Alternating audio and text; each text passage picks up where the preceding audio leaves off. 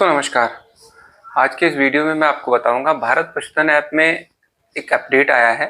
आपने देखा भी होगा, मैंने वीडियो अपलोड भी कर दिया है, लेकिन थोड़े से और उसके बारे में डिटेल से चर्चा करनी थी, इसलिए आपसे बात कर रहा हूं। तो देखिए, इसमें क्या है कि शीप, गोट एंड पिग, भेड़, बकरी और सूकर के लिए एक अलग व्यवस्था लागू की गई है, जिसमें कि अपनी फ्लॉक को एक साथ ही, मतलब एक पशुपालक को केवल एक टैग देना होगा। उसी एक टैग पर उसके जितने भी गाय, बकरी, भेड़ और सूकर होंगे वो सब पंजीकृत हो जाएंगे।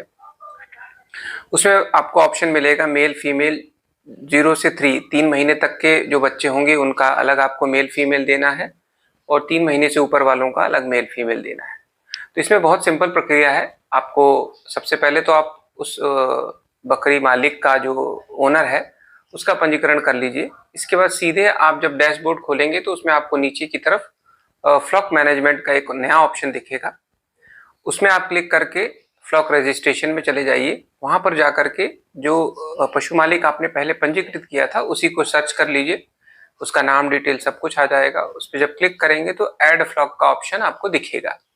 जब आप ऐड फ्लॉक के ऑप्शन में जाएंगे वहां पर आपको वही जो है एक टैग नंबर एंट्री करनी होगी पूरे फ्लॉक के लिए। उस किसान के लिए एक ही टैग नंबर चाहिए, ज़्यादा की ज़रूरत नहीं है।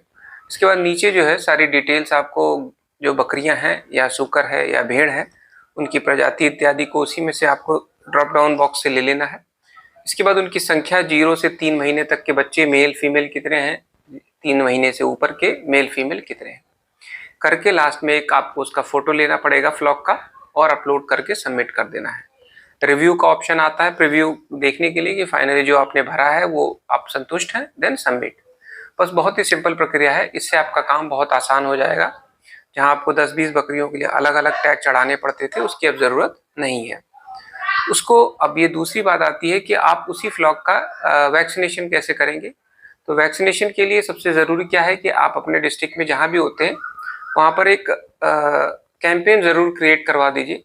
कैंपेन क्रिएट कराते समय एक चीज़ ध्यान रखें कि जो डेटा एंट्री की डेट है वो थोड़ी लंबी रखें, क्योंकि हो सकता है वैक्सीनेशन कंप्लीट हो गया हो लेकिन डेटा एंट्री एक्सेस अगर नहीं मिलेगा तो फिर आप कैंपेन से डेटा एंट्री नहीं कर पाएंगे। कैंपेन से जो डेटा एंट्री है वो इसलिए आसान है क्योंकि उसमें वैक्सीन इत्यादि, रूट, डोज इत्यादि का डिटेल पहले से भरा होता है, तो आपका समय बहुत बचता है। तो उस पर जो आप जाएंगे विद कैंपेन में टिक कर दीजिए चेक बॉक्स को विद डेटा एंट्री जो है, तो उसमें चेक कर दें, चेक बॉक्स को चेक कर देंगे तो उससे क्या होगा कि जो भी अगर आपका वैक्सीनेशन समाप्त भी हो गया है उसका भी आपका जो कैंपेन है वो दिखने लगेगा। फिर उस पर जाकर के आप टीकाकरण कर सकते हैं। टीकाकरण के ऑप्शन में जाते ही आपको क्या होगा कि वहां पर आपका गांव सर्च करना पड़ेगा, जिस गांव में आपने टीकाकरण किया। फिर उस मालिक का, पशु मालिक का नाम, मोबाइल नंबर, उसका फार्मर्स आईडी या टैग नंबर, ये सब चीज़ें से आप उसको सर्च कर सकते हैं। जैसे ही सर्च करेंगे उसकी डिटेल खुलेगी, गोट, शीप, बकरी जो भी होगा वो आ जाएगा। उसको टिक सेलेक्ट करना है। आगे बढ़ेंगे तो उसकी पूरी डिटेल ओपन हो जाएगी। उसमें एक ऑप्शन और अच्छा दिया गया है कि जब आपने सपोज एनिमल का पंजीकरण किया तब उसकी संख्या कुछ और थी, लेकिन जब आप टीकाकरण करने गए तो उनकी संख्या कुछ और है, बढ़ भी सकते हैं, कम भी हो सकते हैं। इसलिए वहां पर जो है मॉडिफाई फ्लॉक का भी ऑप्शन दिया है। ठीक है, तो आप फ्लॉक को मॉडिफाई भी कर सकते हैं। जैसे ही मॉडिफाई फ्लॉक पर क्लिक करेंगे आपको नया एक विंडो ओपन होगा। उसमें सबसे टॉप में, सबसे ऊपर की तरफ राइट साइड में एक पेन का निशान दिखेगा आपको, कलम की तरह बना हुआ। उस पर क्लिक करके आप मेल फीमेल 0 से 3 और 3 से अबव के जितने भी जानवर हैं उनकी डिटेल को चेंज कर सकते हैं और उसको सेव करके फिर से वैक्सीनेशन में आ जाइए।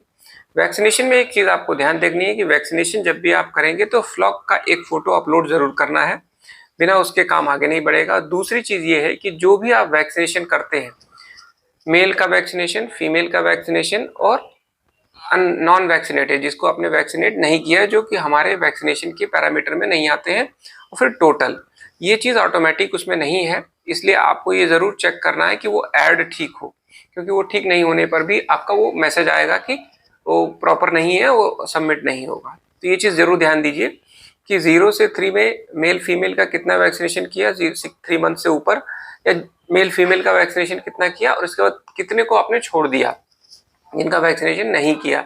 इन तीनों का जो ऐड है नीचे टोटल जो आएगा वो सही होना चाहिए। अगर उसमें कोई विसंगति या डिफरेंस होगा तो वो फिर सबमिट नहीं होगा डेटा। तो ये चीज़ ध्यान, ये बहुत ही सिंपल चीज़ है, सिंपल प्रक्रिया है, इससे काम आपका बहुत आसान हो जाएगा। इसमें जो है गलत डेटा मत भरिए, जो भी सही चीज़ें हैं वही भरिए। और जब भी आप अगली बार वैक्सीनेशन के लिए जाते हैं तो फ्लॉक को मॉडिफाई करके अपडेट जरूर कर दीजिए, क्योंकि शीप कोट और सूकर का फ्लॉक हमेशा सेम नहीं रह सकता। जनरली इसको हम बहुत ही कम 6 महीने में ही किसान इसको बेच देता है। तो और सब दूसरी इंपॉर्टेंट चीज़ आपको ध्यान रखनी है कि टैग जो भी आप इशू कर रहे हैं किसान को, उस पशु को लगाएं जो कि लंबे समय तक किसान के पास रहेगा।